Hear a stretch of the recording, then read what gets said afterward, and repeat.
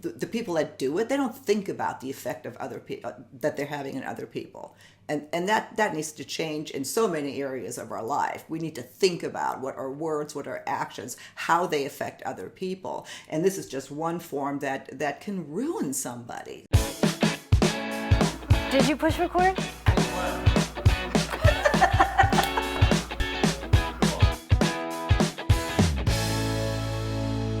Thanks for tuning back into Our Second Act with Paige and Silka. For your second act of life. Hey there, Silka. Hello, Paige. Paige, we just finished a segment that we'll link to on one of the top trending topics when it comes to love and relationships, questions that are Googled.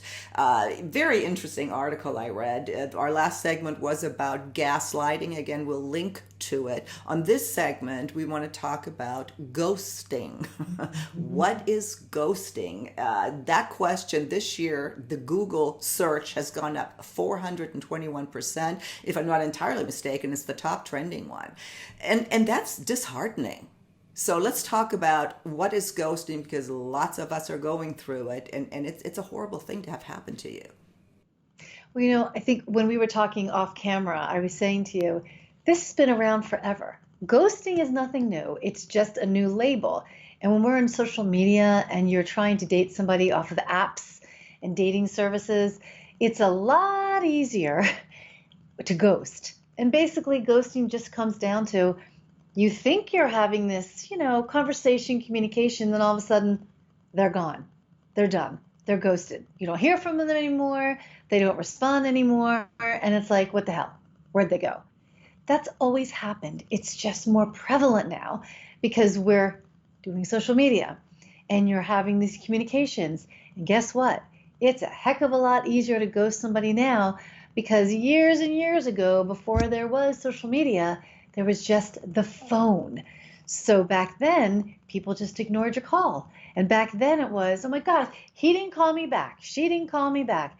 It's the same thing, except we're seeing it happen more because we're texting more, we're IMing more, we're emailing more, and it's getting to us a lot more.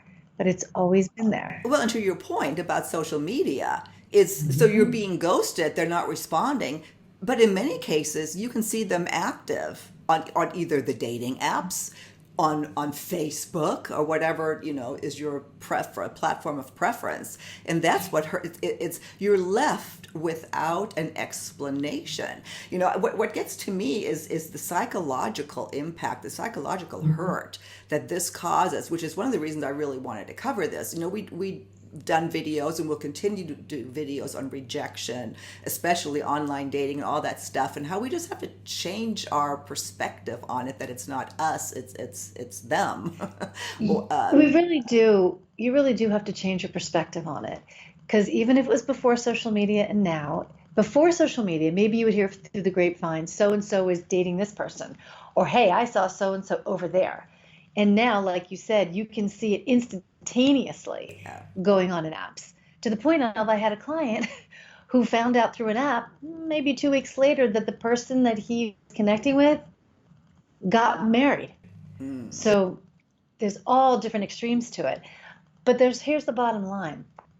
It's going to happen whether it gets done through social media or not through social media.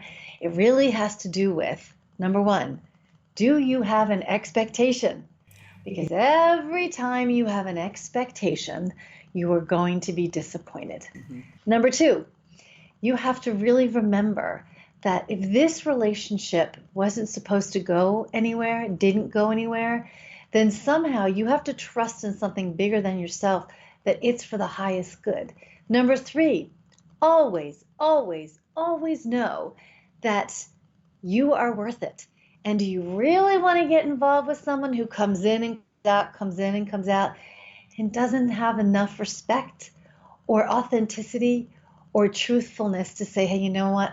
I'm glad that we communicated, but it's not working. Yeah.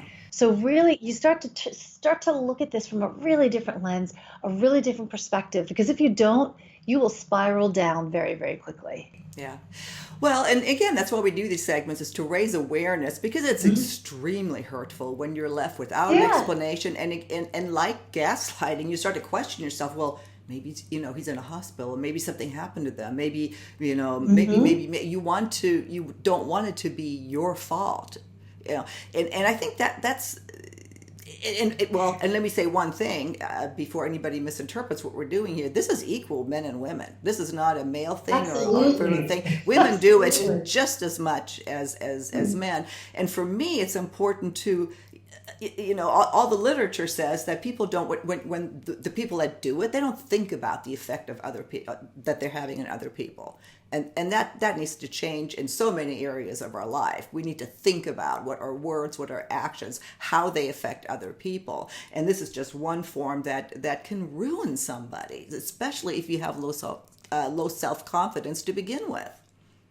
Well, a couple of things come up. Unfortunately, that's the way our society has been. Yeah. We don't think about other people. So that as a whole is what's been going on. So it just takes one person each time to think about another person and to possibly have that domino effect. So if you're communicating with someone and you know that this is not going to go anywhere, put yourself in their shoes and have enough self-respect for yourself and for the other person to tell them and be honest. Number two, I know you said something, Sokol, about you don't want to think it's your fault. That's just one aspect. What I see so much more of is the woundedness.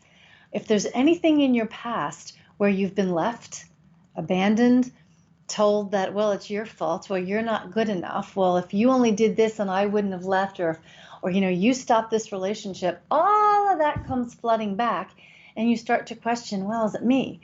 Sometimes maybe there are pieces that you haven't dealt with that you need to deal with before you go back into the dating world. Because maybe you do have some themes in your life where you sabotage, whatever it might be. So as clear as this is, it's also complex because each person brings with them baggage, right? And if you haven't dealt with it, well, it's going to get involved in that. So nothing's ever black and white.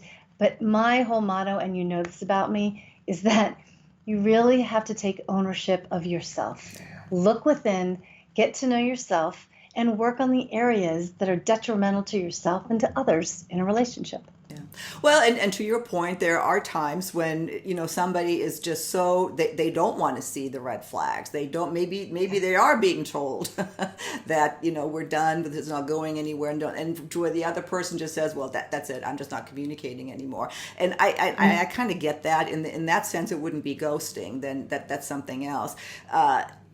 But for those cases where, especially with associated with online dating, Yes. where you go out on a few dates, you have a great time. It's like no. Have the courtesy to provide an explanation and not leave someone not knowing. And if you are left not knowing, I guess the hardest thing and the best advice, but the hardest thing to do is just let it go. Don't. Yeah, you have to. And today, right now, in the pandemic, people aren't getting together and doing the physical dating as much. So it's a lot easier to kind of ghost people because most things are online and virtual.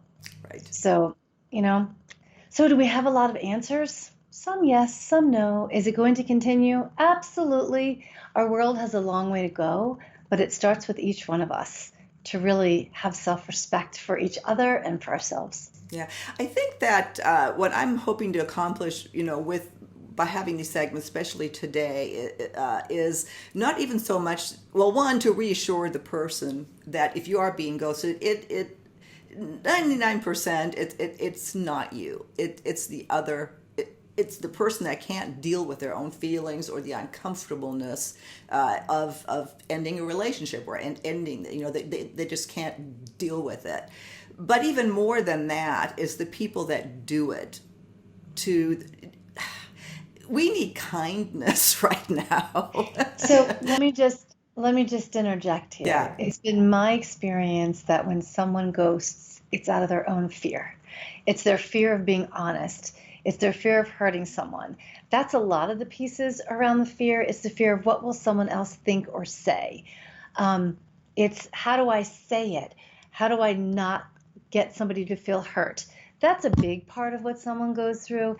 And then there's the small piece over there where people are just narcissistic and mean. But there's a really big part into it's easier just not to deal with it. Because let's think about it. When somebody wants to speak up and talk to another person, they text them, they email them, because it's easier not to deal with someone's emotions when you hear them or when you see them.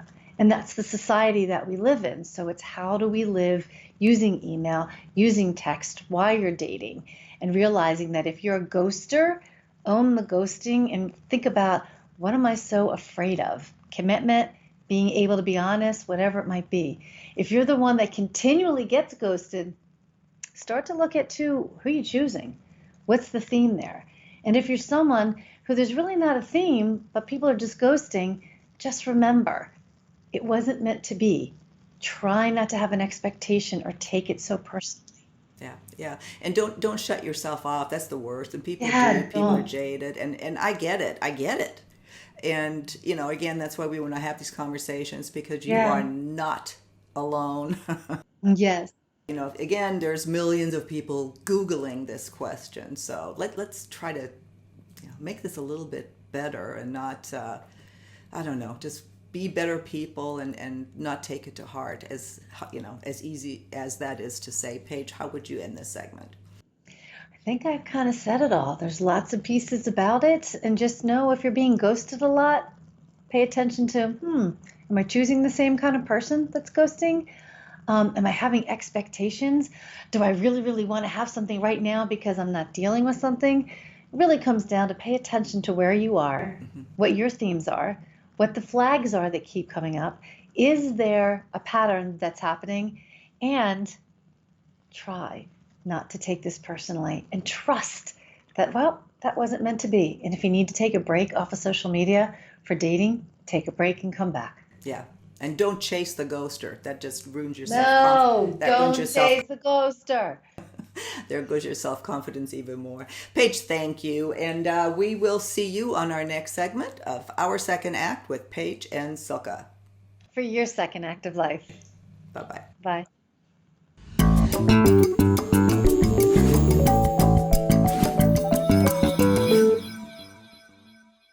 If you have questions or particular idea about a topic that you'd like to hear us cover, please visit our website, secondact.tv. We have a little suggestion box in the upper right-hand corner of our site. Just click on that, send us an email. We'd love to hear from you. See you next time.